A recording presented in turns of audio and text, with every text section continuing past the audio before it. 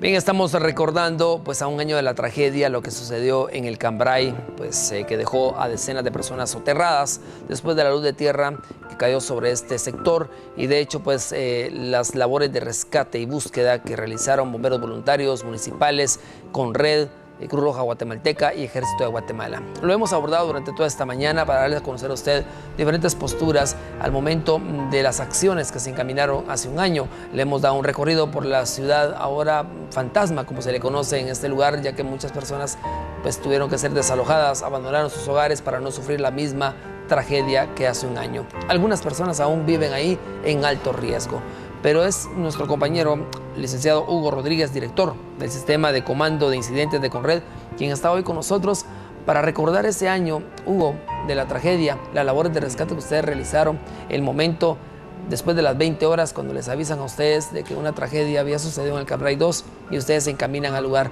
¿Cuál fue la primera impresión que ustedes tuvieron al llegar? Bueno, definitivamente por las características propias del evento, situación bastante compleja, difícil de atender por el horario, por las condiciones climatológicas, por la temporada de lluvias, una serie de factores que influyen en ese proceso de respuesta que en algún momento todas las personas, las instituciones que se preparan para esta labor no dejan de tomar en cuenta. Es una situación que hasta hoy en día es difícil de olvidar. Siempre desde que nosotros llegamos o desde que los rescatistas empezaron a llegar, nos dimos cuenta que la situación no iba a ser fácil. Ahora bien, Hugo, ustedes al momento de llegar a este lugar nunca se imaginaron de la catástrofe o de la tragedia, porque era de noche y las condiciones climáticas no permitían pues, poder visualizar la magnitud del área afectada. Cuando ustedes se dan cuenta en los primeros rayos del sol, cuando empiezan a surgir ya las primeras impresiones del lugar, el alud que se vino y sepultó a centenares de personas, allí empiezan ustedes también a poder visualizar cuáles iban a ser las acciones de rescate, cómo se iban a conformar con el Ejército de Guatemala, bomberos voluntarios municipales y muchos vecinos que en ese momento también se sumaron a la búsqueda. Efectivamente, la hora del evento fue uno de los factores que influyó mucho en cómo ejecutar los procedimientos de respuesta.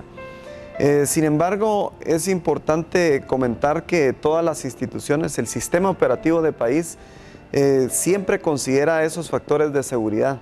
Para nosotros fue muy preocupante el hecho de ver la cantidad de rescatistas, la cantidad de personas que en algún momento estaban involucradas dentro de ese proceso inicial de respuesta.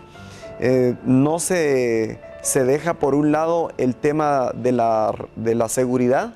Para nosotros siempre es muy considerado el tema, ya que eso, si no se considera, es sumar más a una situación ya que ocurre. Es decir, ya sabíamos cuál era el problema que se había dado ahí, teníamos más o menos un estimado o una idea de la cantidad de personas que habían quedado soterradas en el lugar, y si no se consideran aspectos de seguridad durante el proceso inicial de respuesta, lo que puede pasar en ese momento es sumar más víctimas si no tomamos en consideración el tema de seguridad. Y en ese momento, pues obviamente la preocupación fue muy relevante para nosotros, porque sabíamos la cantidad de rescatistas, sabíamos la cantidad de población que estaba trabajando en el lugar y el horario complicado que teníamos. Sin embargo, el siguiente día, cuando empezamos a ver la magnitud, se empezaron a tomar decisiones como tratar la manera de ver los puntos más complicados para poder trabajar.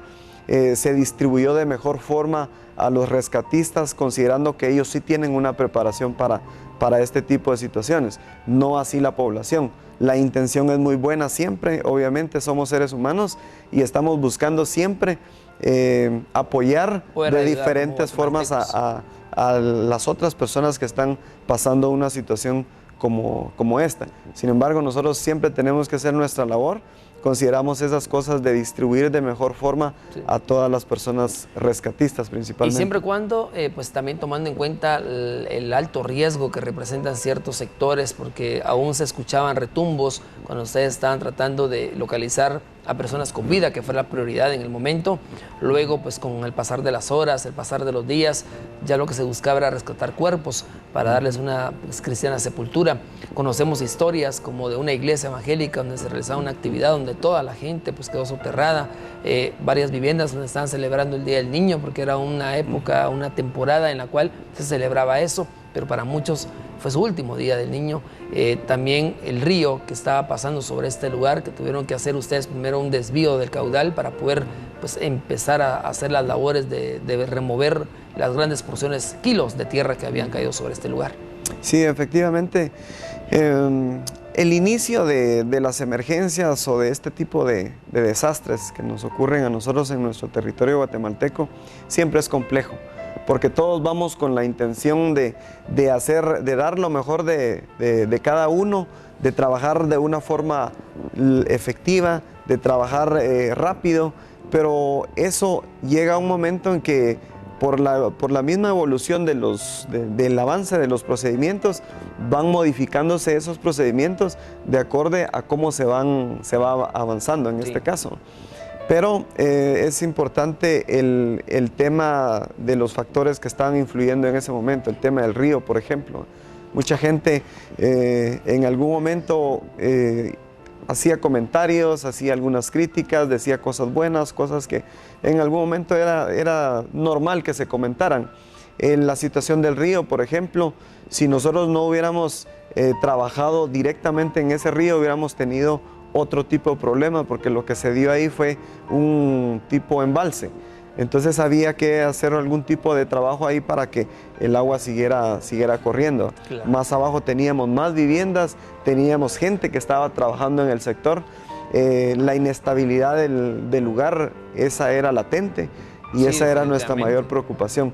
Entonces había gente trabajando directamente en el lugar donde estaban las personas y gente que hacía la labor de seguridad, que eso a veces no se visualiza, pero la preparación de los rescatistas es precisamente eso, ubicación de personas para monitorear, para observar el terreno propiamente y en algún momento seguir un procedimiento para poder evacuar de manera inmediata, que la población en general a veces no lo conoce.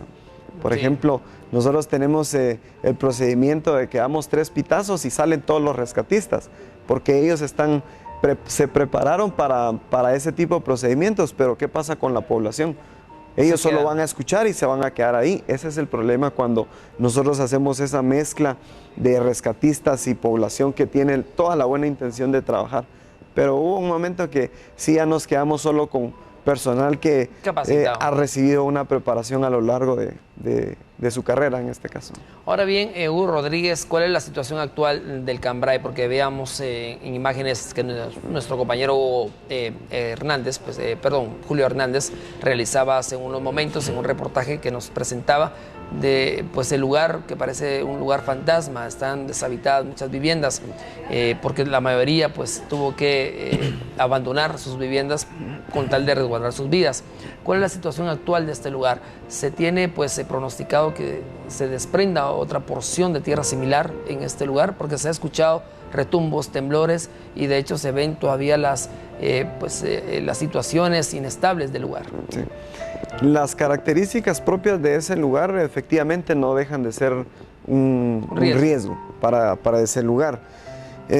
Se han hecho una serie de análisis, de estudios en los sectores y obviamente esa área en algún momento puede tener similares problemas por la característica que tiene el terreno, por la filtración de agua, por la misma temporada.